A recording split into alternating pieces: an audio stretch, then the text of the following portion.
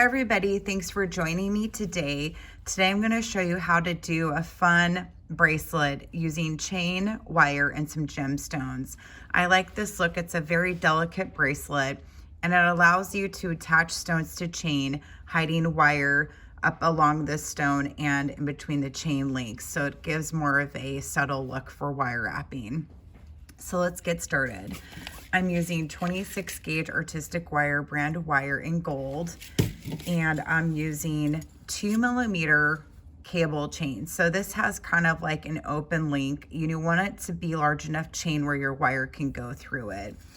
And I'm using 8mm faceted ruby rondelles. And for my bracelet, I just used some jump rings and a clasp to attach everything. So you also want to have a ruler.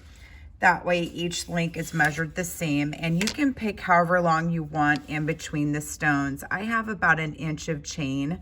So you want to take out your ruler and measure about 1 inch of chain and cut it down. And depending on how long your bracelet, you'll probably want 6 links total. But to get started, we're going to be starting with 2 links of chain. So you just want to go ahead and take your chain and measure it out.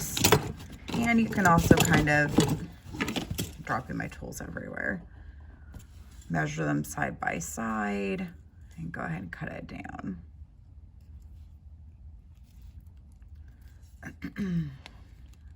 I actually need to get some new wire cutters. I've noticed mine have been having a little bit of an issue lately, and I've had them for years, so I was telling myself I need to go get some new wire cutters today. Okay, so we have our 2 pieces of chain, and I also want to cut, about 5 inches of wire. It will be extra wire, but that's okay. You want it just so you have enough to work with. And to start with, you want to slide one end of your chain onto the wire, and then you want to take a stone, and you can use chips, you can use any type of stone you want, but you want your stones to be light enough to where they won't be too heavy for this thin of a wire. So I'd be thinking 8mm, probably the largest. And then next you want to slide the other side of the chain on. So you will have a stone in between 2 pieces of chain. Next you want to take one side of the wire and you want to curve it around the chain and back through the center of the stone. And when you're pushing your wire through, you want to make sure to not have it go back through the other side of the chain by accident. You want it to come out above the chain and through the stone. And then take your tools and you want to pull your wire through all the way until it's all the way through the stone.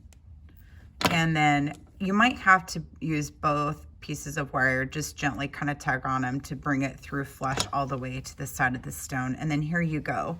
So the chain is being held on by the wire through the stone and it's flush. So then what you want to do at the next size is kind of ignore the wire you just pushed through. Ignore the wire you just pushed through and take your other wire you haven't used yet that's supporting the other piece of chain, and you want to go back through the center of the stone like this and just push the wire back through, and then use your pliers and pull the wire back through. And you want to pull it through tight enough to where the chain and everything goes up flush with the stone, but you don't want to pull it too tight that the wire snaps. So I just gave it a nice little tug, and you can pull both sides if you want a little bit too. I'm going to give it one more tug, and there we go. So now I have both sides linked through the stone, and I'm going to use my wire cutters, and you want to cut the wire as close as you can to the stone and as flush as you can, so you don't have any pieces of wire poking out that can inadvertently poke you as you're wearing the bracelet. So I'm just going to kind of pull this wire away from the other wire so I don't accidentally cut it, and cut down as flush as I can to the stone. And I am guessing that there are really good flush cutters to get in there when you have the little tiny areas of wire to cut down. But you can see mine's right next to the stone. That way I don't have any wire poking out. And then you have the chain connected with the stone on both sides to start your bracelet. And then I have some other pieces I've started earlier. So then for something like this, what I would do is I would just take a piece of wire and slide this chain through and just repeat the same steps. You're just conjoining the pre-made pieces together, and grab another stone. And also you want to make sure your stone is drilled large enough in the center to support the wire going through it multiple times. If it's a really thin drill stone, it won't be able to hold the wire in there twice. So again, I'm going to slide the stone onto this wire. I'm going to take the other piece I made earlier and slide that chain on.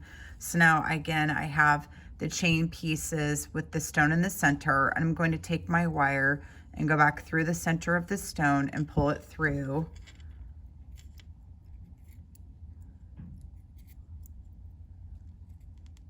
So it's nice and tight on the side of the stone, which it is. You can't see the wire, it's tucked in there really nicely. And then flip it around and grab the other side of the wire and push it back through the stone again. Trying to make sure to bypass the previous wire I went through. There we go.